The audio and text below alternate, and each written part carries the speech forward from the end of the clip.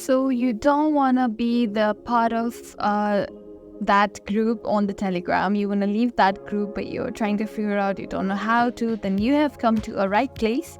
In this video, I'm going to show you how to leave your Telegram group or even channel. It's kind of the same thing, same process. So all you have to do is follow along. And without any further ado, let's dive right in.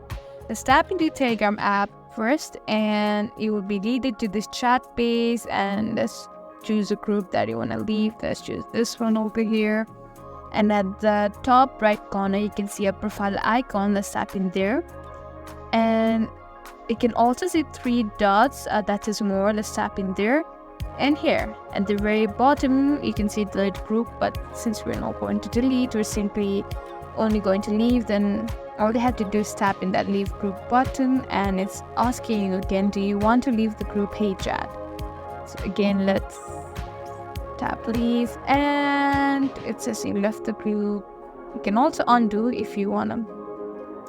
If you don't want to leave the group, then there you go. This is how you leave your Telegram group. I hope this video was helpful. If so, give this video a thumbs up and subscribe to our channel. I really appreciate that. Thank you for watching, and we'll see you in the next video.